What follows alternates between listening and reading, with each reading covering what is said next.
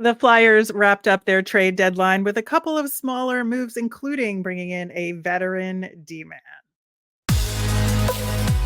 You're Locked On Flyers, your daily podcast on the Philadelphia Flyers.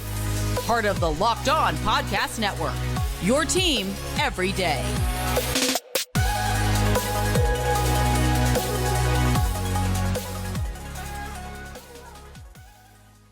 Hey there, I am Rachel Downer here as always with Russ Cohen, and we are doing a quick wrap up of the Flyers trade deadline. And on deadline day, we weren't expecting a lot, but as we saw with the Tomas Hertl to Vegas trade, anything can happen on deadline day.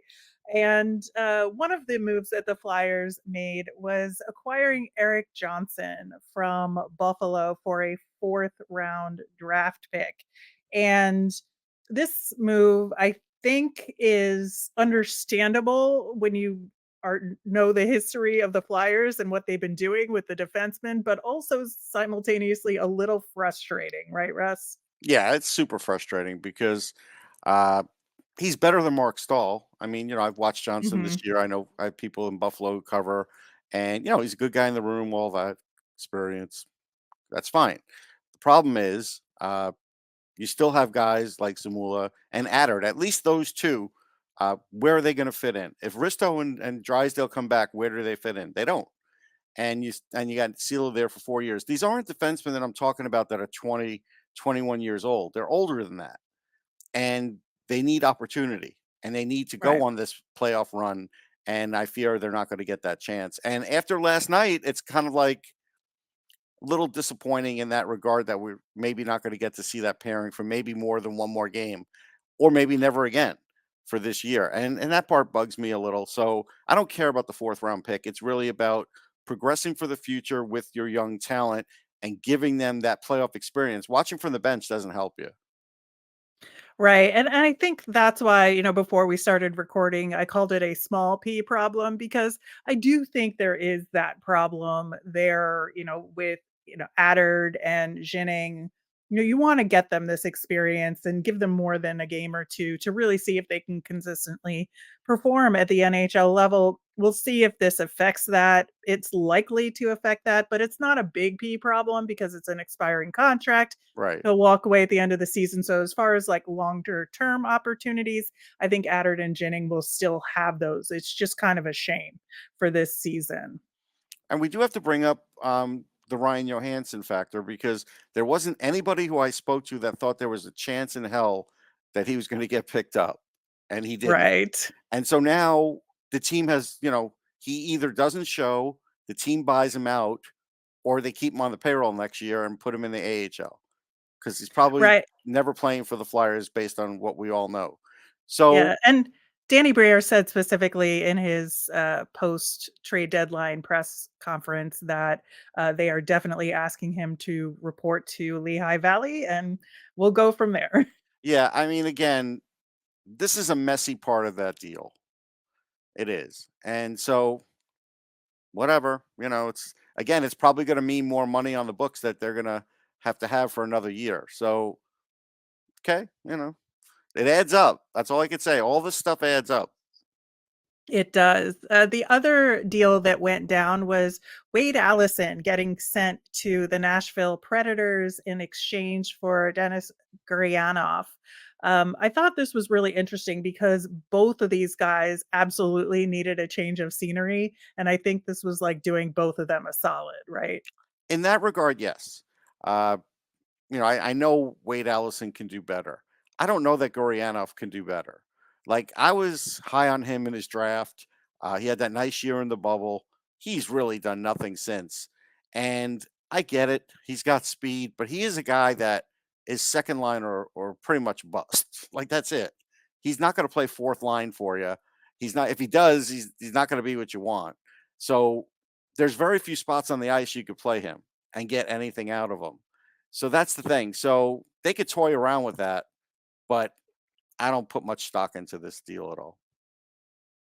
Yeah, I mean, he is going to be reporting to the Flyers and I know. not the Phantoms. So we'll see The Flyers where have he always gets. wanted him, Rachel. Like I heard his name for the last 3 years. Like, hey, and I'm pretty sure even Keith Jones liked him from when he was doing, his TV work because of the size and speed. But there's been a lack of finish there that I'm not sure is coming back.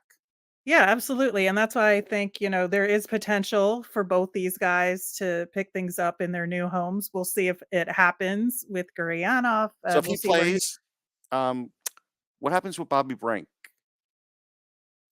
Yeah, that's something that I wonder Oh, yeah, I about guess. too. I guess that poor guy's gonna have to go back down to Lehigh and just try harder. Right, and that's exactly where I was going with that. We'll see if he plays and where he slots in and who gets pushed out as a result. And if Bobby does get another opportunity, they've already sent Lixell back down to the Phantoms officially. So that's, I mean, it's an issue, but it's not an issue for the Flyers and their roster, at least for the next couple of games. So I think that is something to keep an eye on as well. So, looking at the trade deadline overall, we have the Flyers acquiring Gurianov, Johnson, Johansson, and that 2025 first round pick from Colorado. Um, Out is Wade Allison, the 2024 fourth round pick. And then I believe there was one other pick that went out in the deal for Sean Walker, Right. who also is out, and then sign Nick Seeler. And the rights to What Vorobiev going to the Vegas Golden Knights Correct, because they could sign him.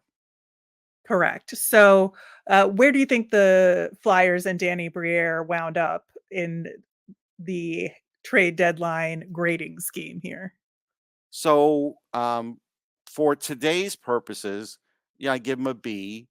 For future purposes, I give him a C minus. Yeah, I might go a little higher than that, but again, it's hard because of, the 2025 first rounder. That could turn out to be something very good. So I'm kind of holding on to that a little bit more, Hmm. perhaps, than you might be. But and I don't hate the Nick Sealer trade as much or deal as much as you do. So Well, I do. yeah, it's that, but it's also the other things that are going to come out of this. Like, they're going to have to give up a draft pick and retain on Risto.